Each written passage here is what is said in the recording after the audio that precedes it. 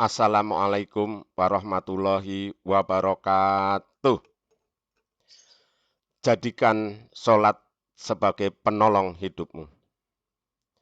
Benarkah sholat itu dapat menolong hidup kita? Benar. Mengapa demikian? Karena di dalam sholat ada duduk di antara dua sujud. Pada saat duduk di antara dua sujud, kita berdoa. Kita berdoa ya, bukan membaca doa, berdoa. Rabbighfirli warhamni wajburni warfa'ni warzuqni wahdini wa'afini wa'fu'ani.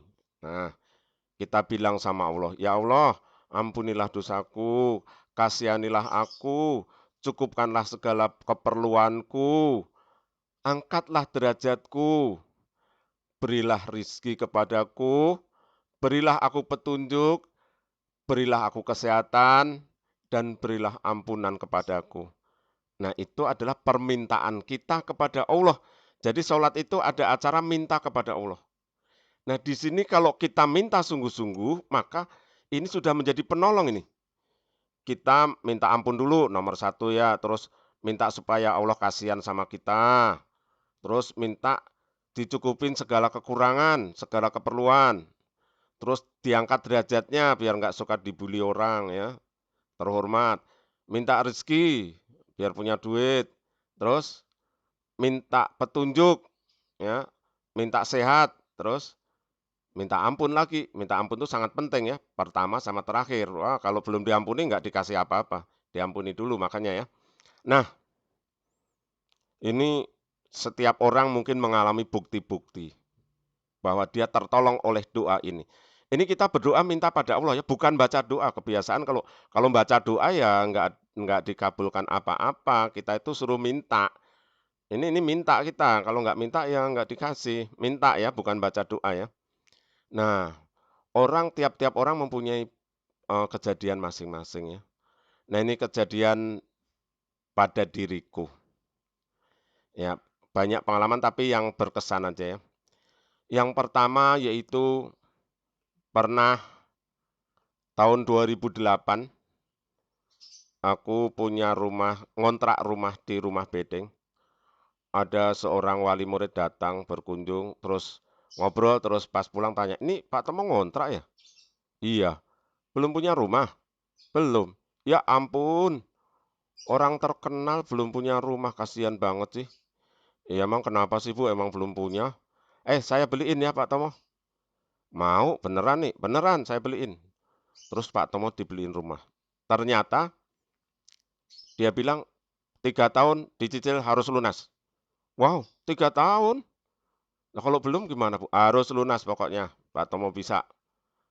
Wah, Pak Tomo jadi takut. Akhirnya aku sering sholat. Pada saat sholat, aku selalu ingat bahwa aku harus mohon sama Allah. Ya Allah, ya ampuni aku, kasihani aku, ya berikan aku rizki nih, warzuqni, berikan aku rizki. Nah, alhamdulillah dalam waktu kurang dari 3 tahun, waktu itu 2 tahun ya, belum nyampe 2 tahun, sudah lunas.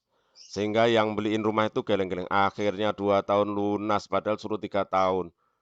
Ah, alhamdulillah, alhamdulillah Bu, makasih banyak. Nah, lunas. Padahal waktu itu ya rumahnya harganya hampir 200 juta. Nah, kalau sekarang udah nggak boleh ya, 800 juta udah nggak boleh, udah ini. Dulu tahun 2008 itu. Nah, itu kejadian punya utang ratusan juta bisa selesai. Kejadian yang berkesan lagi yaitu aku kehilangan BPKB. BPKB itu singkatan dari buku pemilik kendaraan bermotor, BPKB mobil waktu itu. Nah, bingung naruhnya, sebenarnya bukan kecopetan, bingung naruhnya, lupa. Karena dicari-cari terus nggak ketemu, akhirnya datanglah ke polisi, nyamperin ke rumah polisi. "Pak polisi, tolongin aku dong." "Apaan?" "BPKB ku hilang gimana?" "Waduh, BPKB itu ribet urusannya. Itu kan ibunya STNK. Nah, kalau STNK hilang, aku bisa bantuin, Pak. Ini kalau BPKB, wah ribet ah, cari aja dulu, nanti panjang urusannya. Waduh, nggak mau ya, Pak. Ya repot masalahnya, cari aja dulu. Ya, dengan sedih, Pak, aku pulang ya. Dengan sedih pulang, terus waduh nggak mau nolongi polisinya. Akhirnya, ya udah, kan waktu sholat kita boleh minta supaya kita minta apa aja bisa. Nah, akhirnya sholat, pas berdoa ini benar-benar khusyuk. Berikan aku petunjuk ya Allah, berikan aku petunjuk. Ya, bacaannya nggak boleh diubah, tapi dalam hati benar-benar minta petunjuk. Robik firli, warhamni, wajburni, warfa'ni, warjukni, wahtini, wa'afini, wa'fu'ani. Nah, alhamdulillah dapat petunjuk. Lagi buka-buka buku, bukunya kan banyak banget kan. Wah, pas lagi buka-buka kebetulan nyelip ternyata di antara buku-buku yang banyak banget itu. Nah, jadi ternyata BPKB hilang, sholat, benar-benar minta petunjuk, ya. Wahdini, benar-benar minta petunjuk, dikasih tahu, BPKB-nya ketemu. Nah, pengalaman lain pernah aku mengalami sakit gigi, luar biasa sakitnya. Waduh, akhirnya beli resep di apotek. Ternyata obatnya banyak banget. Salah satunya obatnya itu yaitu obat antibiotik. Padahal serem kalau antibiotik itu suka kadang-kadang alergi, Pak Tomo.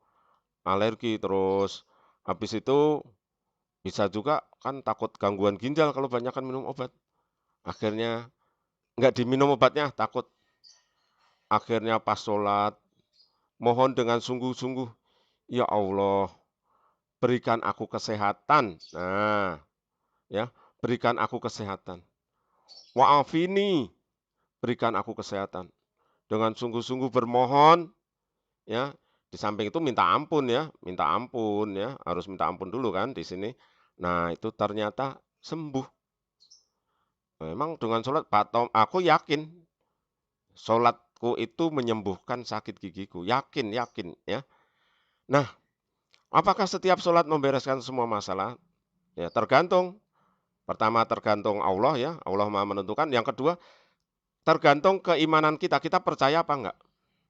Lalu kita ini membaca doa atau berdoa.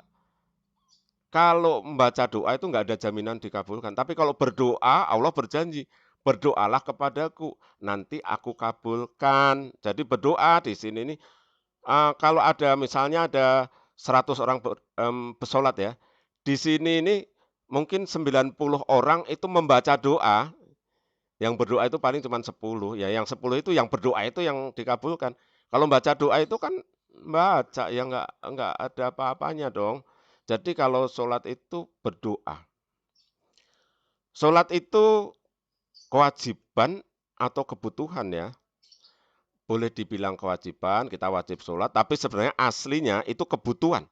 Sholat itu kebutuhan, kita yang butuh. Allah tuh nggak butuh orang sholat. Oh, nggak sholat juga nggak apa-apa. Allah nggak rugi orang pada nggak sholat.